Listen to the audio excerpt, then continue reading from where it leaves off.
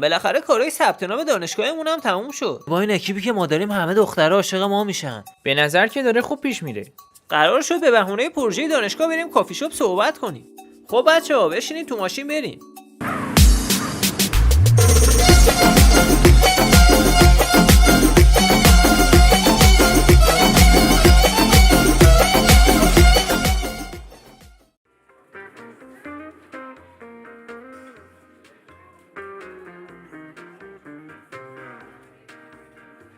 سعید من فقط کارتم همراهم نیست، تو پول داری؟ حاجی خیالت راحت، تا با منی در یمنی، نگران نباش. خب خدا رو شکر. خب شما چی میل دارین؟ ما 2 تا کاپوچینو میخوریم. منم یه دونه از این بامدریت جدید میخوام. بامدریت جدید چیه؟ اینها اینجا پایین منوتون نوشته. اون با مدیریت جدید قربان. ببخشید اشتباه دیدم. پس من یه دونه چایی میخوام. برای منم یه دونه چای ماشاءالله لطف کنید با یه دونه نلبکی. قربان اسمش چای ماساله است و متاسفانه نلبکی هم نداریم. خب پس برای منم یه دونه چای لطف کنید. خب بچه‌ها به نظرتون بازارکار رشته ما چجوریه؟ بعد از فارغ التحصیلی میتونه بریم. خب بچه‌ها به نظرم بعداً راجع به این قضیه بشینیم بیشتر با هم صحبت کنیم. آره موافقم. دیگه کم کم بریم که به کلاس بعدیمون هم برسیم. یا الله. خب جناب این حساب ما چقدر شد؟ 14 تومن قابل نداره. اوه چقدر زیاد. بفرمایید خدمت شما. جناب کارتتون موجودی نداره. سعید تو مگه نگفتی خیالت راحت من پول دارم؟ حاجی من قهوه خونه ای حساب کرده بودم. فکر نمی‌کردم بیشتر از 100 تومان بشه. خب ما الان باید چیکار کنیم؟ وای سعید جلو این دختر رو بد آبرومون رفت. مشتی آبروی مؤمن وقتی میره که کار خیر رو به تأخیر بندازه. خفه شو بابا، از فردا تو دانشگاه نمیتونیم سرمون رو بلند کنیم. نگران نباش حاجی، سری بعد میبریمشون باغ وحش دلشون در میاریم. لابد واسه پول اونجا هم میخوای زیر کون میمونا رو دستمال بکشی. نه داداش تا اون موقع دیگه پول دستم میاد.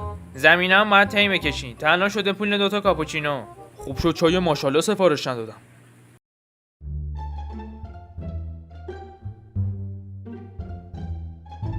آره حاجی خلاصه شرفمون پرچم شد. بابا شما دیگه خیلی بی‌کلاسین. باید به جای رضا منو میبردی سعید. مگه تو پول داشتی؟ نه ولی سریعتر ظرف میشستم. شما اینجا چیکار کردین؟ هیچی، من و رایدرم داشتیم تو محیط دانشگاه یکم میچرخیدیم. با کسی هم تونستید اوکی بشید؟ آره بابا ولی همه سیبیل بودن. بچه‌ها قبلا هم بهتون گفته بودم از سیبیلا دوری کنین. این جمع دیگه ظرفیت سیبیل بیشتر رو نداره. با این آبروبری که شما امروز کردین دیگه سیبیلا هم با همون اوکی نمیشن. روز اولو که خیلی بد شروع کردیم. روزای بعدی خدا بخیر کنه. خیالتون راحت، من برای فردا یه استراتژی جدید دارم. جدی؟ آره الان خیلی خستم. فردا واسهتون توضیح میدم. خیر انشالله.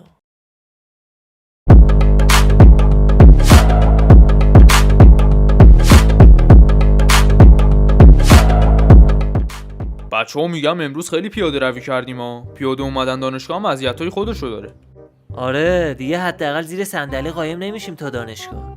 ولی ما الکی اساسیم. من مطمئنم دیروز هیچ کی یادش نیست که ما با چی اومدیم دانشگاه. حاجی اینا همونایی نیستن که پیکان گوجه‌ای داشتن؟ آره حاجی خودشونن. راستی سعید اون نقشه‌ای که دیروز قرار بود واسمون تعریف کنی چی بود؟ بچه‌ها این نقشه که من کشیدم مولاچا کش نمیره. اگه بتونیم عملیش کنیم امپراتور دانشگاه میشیم. یادش بخیر تو دبیرستان به من میگفتن امپراتور. آره یادمه، به خاطر گوزای بلمولیت بهت میگفتن امپراتور بادها. اینجا هم قراره امپراتور بادها بشیم سعید؟ نه قراره بشیم امپراتور دافها. خب حالا تعریف کن ببینم نقشت چیه امپراتور؟ حاجی ما باید یه مهمونی آبرومندانه بگیریم و بچهای دانشگاه رو دعوت کنیم. اینجوری تو دانشگاه اسممون میپیچه و همه میخوان با ما اوکی بشن. به نظر منم فکر خوبیه. اینجوری آبروبری دیروزتونم جمع میکنه. راست میگی سعید. اتفاقا منم قراره فردا خونمون خالی بشه. میتونیم اونجا بگیریم. حل پس بریم الان سر کلاس اونجا هماهنگیاشو انجام میدیم. آره بریم، الان کلاس ادبیات داریم.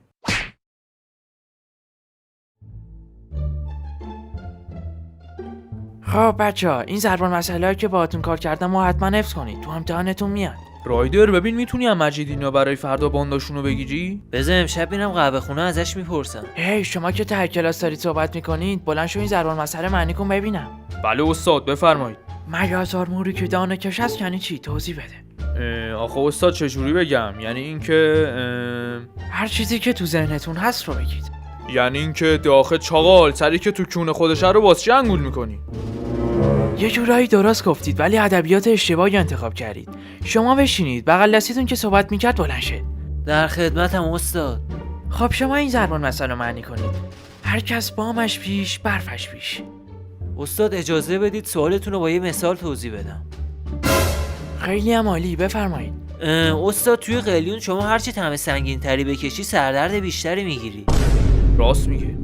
این چه مثالی بود؟ سر کلاسیم نه قهوه خونه. بفرمایید بشینید. رایدر واقعا که استاد این همه مثالو با ما کار کرده بود. شما خودتون بلند شید ببینم. جانم استاد.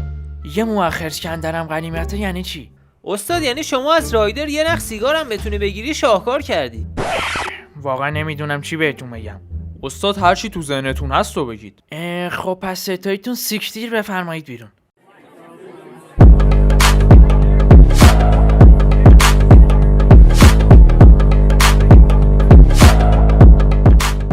جواد بعد از اینکه ما از کلاس بیرون رفتیم استاد چیزی راجع به ما نگفت؟ چرا؟ گفت 2 نمره از پایان ترمتون کم میکنه.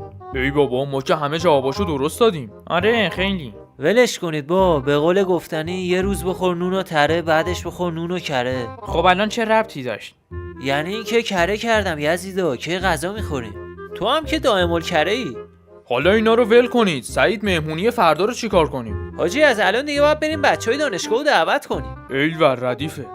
فقط سعی کنید بیشتر دخترها رو دعوت کنید چون ما همین جوریش الان یه فلش 8 سیبیلیم. آره ناموسن سیبیل پارتیش نکنید. ردیفه حواسمون هست، بریم کارو شروع کنیم.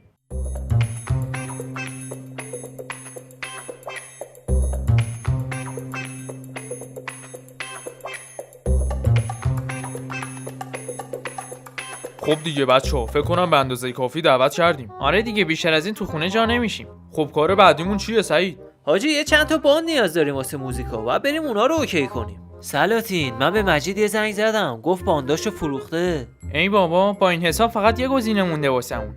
کی؟ متاسفم ولی فقط اصغر قصاب هست که باند داره. وای نه من که جرئت ندارم برم از اون بگیرم.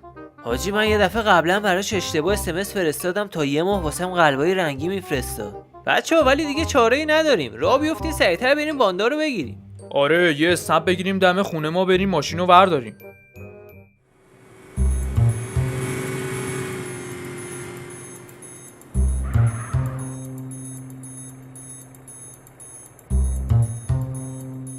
خب بچه‌ها الان میاد پایین. فقط حواستون باشه خیلی صمیمی نشید. آره حواسمون هست.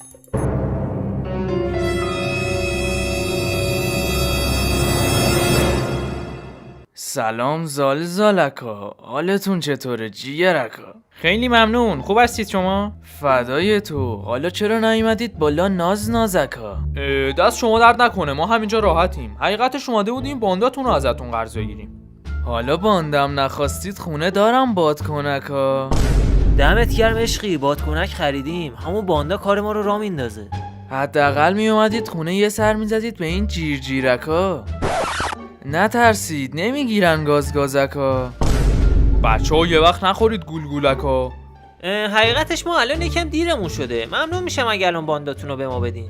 باشه الان میرم از پشت ماشین میارمش شیطونکا. بازم سر بزنید خونه هست قلیونکا.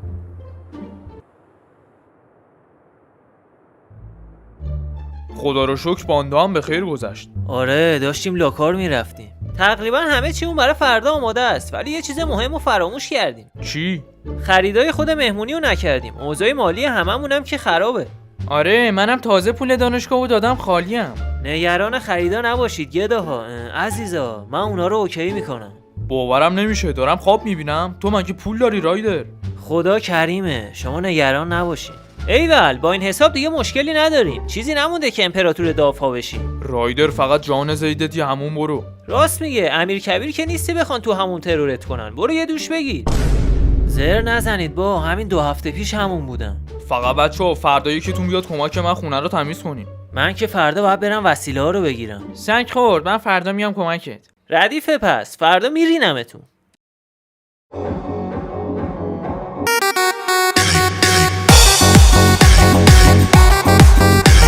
داش سعید بیا وسط. نه داداش من خیلی اهل رقص نیستم. حالا بیا دیگه ناز نکن. ای بابا باشه پس اومدم.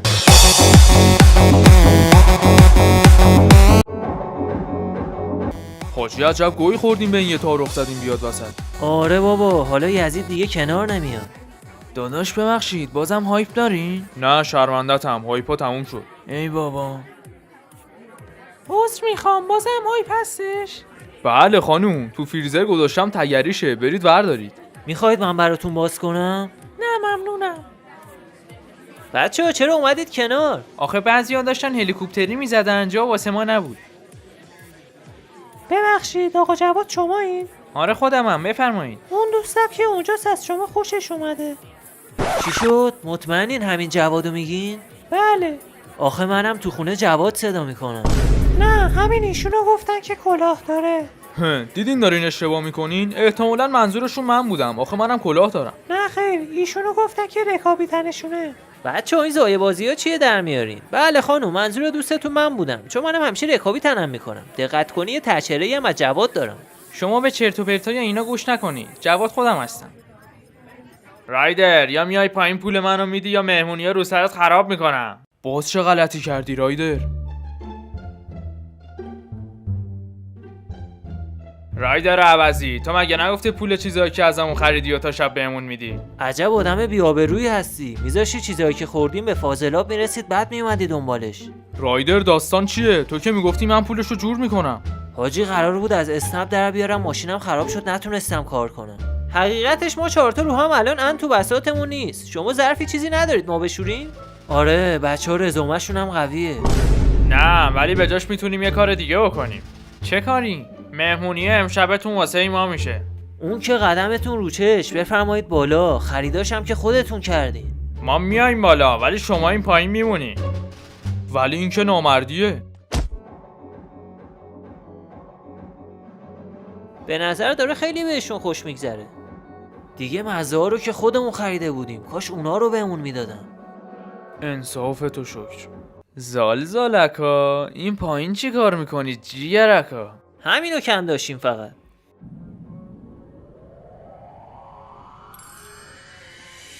بچه‌ها اگه این کارو دوست داشتید برای حمایت از ما حتما اونو لایک کنید و کانال ما رو سابسکرایب کنید و تو کامنت ها بگید دوست دارید قسمت بعدیش هم بسازیم یا نه. زالزالکا کامنت یادتون نره جیگرکا.